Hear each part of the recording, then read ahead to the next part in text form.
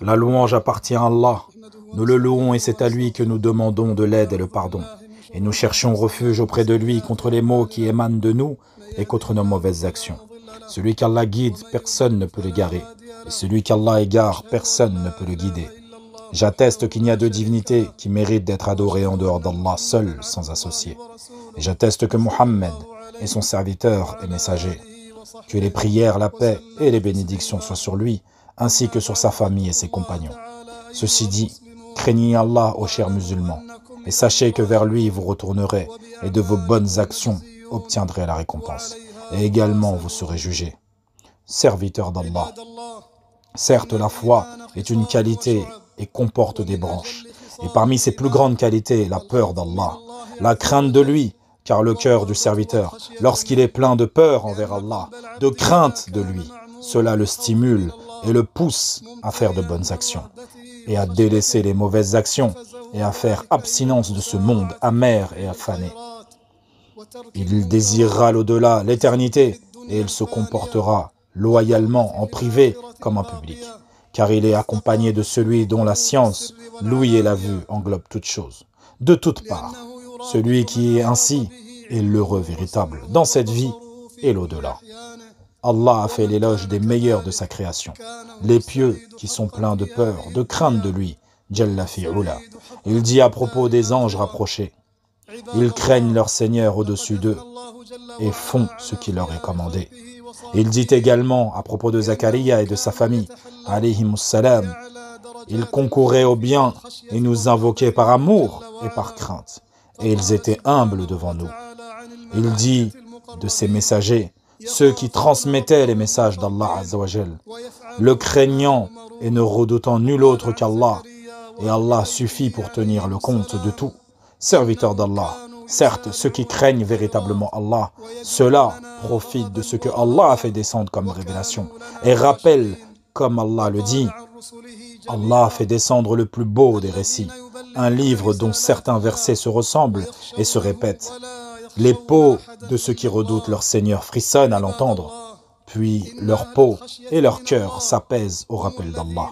Voilà le livre, le guide d'Allah, par lequel il guide qui il veut, mais quiconque Allah égare n'a point de guide. Les gens qui ont peur et craignent véritablement Allah, ils sont certes les intelligents qui l'emportent, et ils ont certes acquis de la raison ce qu'ils ont acquis après les bienfaits d'Allah sur eux, qui les a menés vers le chemin de la victoire et du succès, comme nous le dit Allah Azza wa Jal. Seuls les gens doués d'intelligence réfléchissent.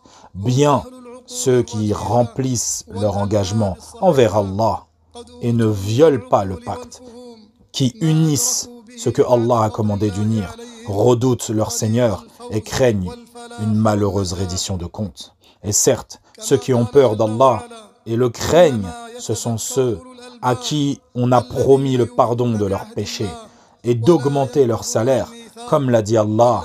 Ceux qui redoutent leur Seigneur, bien qu'ils ne l'aient jamais vu, auront un pardon et une grande récompense. Serviteurs d'Allah, il y a de nombreuses raisons d'avoir la peur et la crainte d'Allah.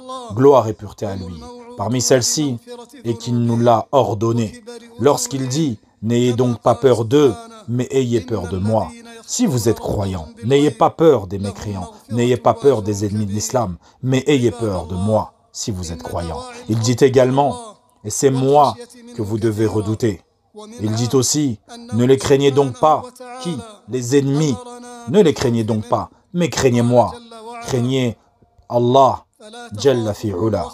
Parmi les raisons d'avoir peur d'Allah, et qu'il s'est décrit avec des attributs qui remplissent le cœur de crainte. Et il dit sur lui-même, certes, Allah est tout-puissant et détenteur du pouvoir de punir.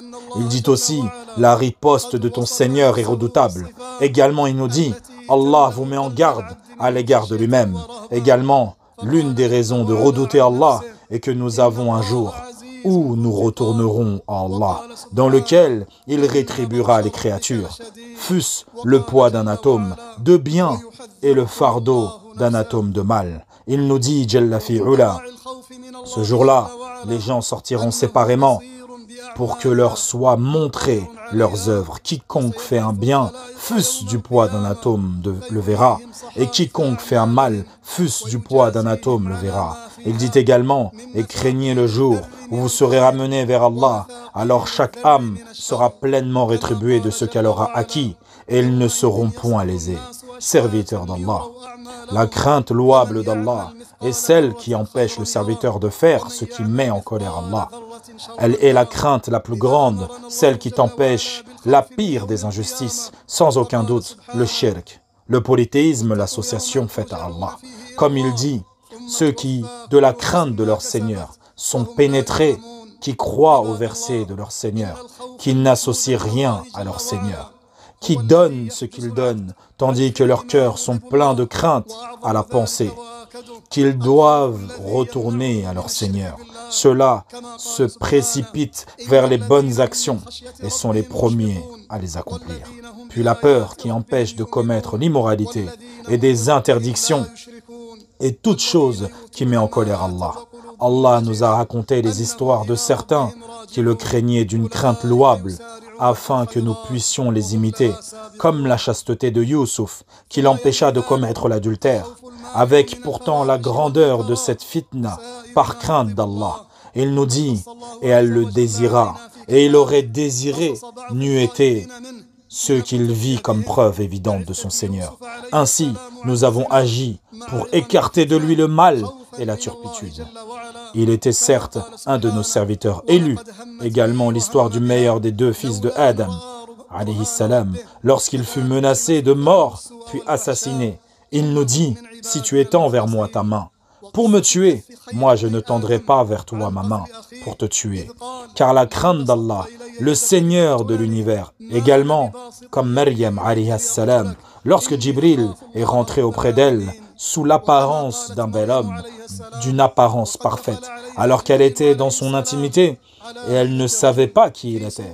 Allah nous montre la grandeur de sa chasteté et sa crainte de son Seigneur, car elle pensait qu'il était un homme des enfants de Adam, qu'il voulait d'elle l'immoralité, la débauche.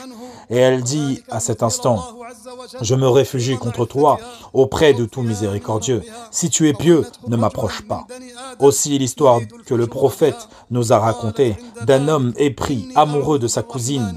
Et lorsqu'il s'est retrouvé en position de conclure au-dessus d'elle, elle lui dit « Crains Allah ». Il se releva par crainte d'Allah et lui laissa l'argent qui lui avait permis de la soumettre à sa volonté. Et cette crainte l'a sauvé, lui et ceux qui se sont retrouvés coincés dans la grotte. Également, ce qui s'est passé avec Aïcha, radiallahu anha, qui prit du retard sur l'armée, et Safwan ibn Mu'attil la vit, il prit la direction de Médine avec elle, qui se recouvra le visage et ne lui adressa pas un mot, et elle non plus, par crainte et pudeur d'Allah, malgré qu'ils étaient seuls, comme il est dit dans les deux authentiques. Elle raconte et dit, « J'ai couvert mon visage avec mon voile, et par Allah, il ne m'a pas dit un mot, et je n'ai pas entendu un mot de lui, autre que c'est à Allah que nous appartenons, et c'est vers lui qui est notre retour. » Il dit cela quand il l'a vu. C'est avec cette piété, cette crainte d'Allah, et avec cette chasteté complète, après la grâce d'Allah, Allah a pris sa défense et l'a absous de ce dont elle était accusée, dans des versets qui sont récités jusqu'au jour du jugement dernier. Ô Allah, fais de nous ceux qui te craignent et te redoutent et qui suivent dans toutes leurs affaires la satisfaction. Je dis cette parole et je demande à Allah de me pardonner ainsi qu'à vous pour tout péché. Demandez son pardon car il est le pardonneur, le très miséricordieux. Louange à Allah, Seigneur des mondes. Que la prière, la paix soit sur le meilleur des prophètes et messagers, notre prophète Mohammed, ainsi que sur sa famille, ses compagnons et ceux qui les ont suivis avec excellence jusqu'au jour de la résurrection. Ceci dit, craignez Allah, chers musulmans, et sachez que la crainte du serviteur envers Allah n'implique pas à ce qu'il soit infaillible et qu'il ne commette pas ou jamais de péché, mais plutôt la peur que tu as d'Allah te pousse à te repentir à chaque fois que tu tombes dans un péché, comme Allah nous dit, Jalla fi'ula, et repentez-vous tous devant Allah. ô vous qui avez cru, afin que vous récoltiez le succès. Et celui qui craint Allah d'une crainte sincère et légiférée ne désespère jamais de la miséricorde d'Allah, comme il nous le dit, Jalla fi'ula. Et qui désespère de la miséricorde de son Seigneur, sinon les égarés? Mais bien au contraire, le croyant demande pardon, se repent et il fuit d'Allah en revenant vers Allah, tout en espérant la récompense d'Allah et son pardon, car il craint son châtiment et sa vengeance. Allah Azza wa Jal a promis aux serviteurs d'accepter leur repentir. S'ils se repentent, il nous dit gloire et pureté à lui. Et c'est lui qui agrée de ses serviteurs le repentir, pardonne les méfaits, et c'est ce que vous faites. Mes frères dans la foi, parmi les moyens les plus immenses pour atteindre ce degré de foi, la peur, la crainte véritable d'Allah et l'étude de la science religieuse, avec sincérité et véracité. Plus tu connais Allah et plus tu le crains. Comme nous dit Allah Jalla fi'ula, parmi ses serviteurs, seuls les savants craignent véritablement Allah. Parmi les moyens également, l'augmentation de la lecture et l'écoute avec méditation du Coran. Allah Azza wa Jal nous dit, et quand ils entendent ce qui a été descendu sur le messager, tu vois leurs yeux déborder de larmes parce qu'ils ont reconnu la vérité.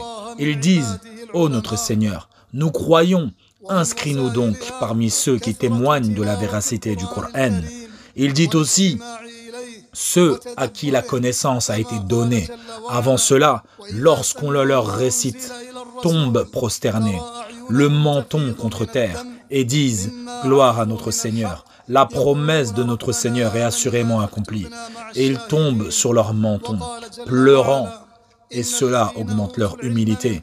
Il dit aussi « Voilà ce que Allah a comblé de faveur parmi les prophètes, parmi les descendants de Adam. » Et aussi parmi ceux que nous avons transportés en compagnie de Nuh, alayhi salam, et parmi la descendance de Ibrahim wa Israël, alayhi salam, et parmi ceux que nous avons guidés et choisis quand les versets du tout miséricordieux leur étaient récités, ils tombaient prosternés en pleurant. Mes frères dans la foi, s'il n'y avait comme bienfait de la peur d'Allah, seulement que le serviteur, lorsqu'il est isolé, pleure par crainte d'Allah, et que cela empêcherait le feu de le toucher, et qu'il serait parmi ceux qu'Allah va ombrager sous son ombre un jour où il n'y aura aucune autre ombre en dehors de la sienne. Cela aurait suffi à ceux qui se concurrencent pour se concurrencer. Et le prophète sallallahu alayhi wa sallam a dit, 7 personnes seront couvertes par Allah dans son ombre le jour où il n'y aura pas d'autre ombre que son ombre. Et parmi eux, un homme qui a mentionné Allah, qui a fait le rappel d'Allah alors qu'il était seul et s'est mis à pleurer. Il dit également, le feu de l'enfer ne touchera pas 2 types d'œil. Un œil qui a pleuré par crainte d'Allah et un œil qui a passé la nuit à monter la garde dans la voie d'Allah. Ô Allah, accorde-nous de ta crainte ce qui nous empêche de tomber dans ta désobéissance, et accorde-nous de ta crainte ton obéissance, qui nous permettra d'atteindre ton paradis.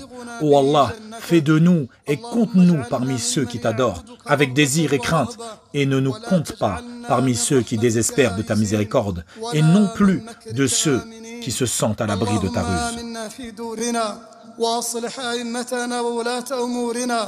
اللهم وفق إمامنا وولي عهده بتوفيقك وأيدهم بتأييدك اللهم ارزقهم البطانة الصالحة الناصحة يا رب العالمين اللهم أصلح أحوال المسلمين وأنزل عليهم الأمن والسكينة والطمأنينة برحمتك يا أرحم الراحمين اللهم آتنا في الدنيا حسنة وفي الآخرة حسنة وقنا عذاب النار اللهم صل وسلم على عبدك ورسولك محمد وعلى آله وصحبه أجمعين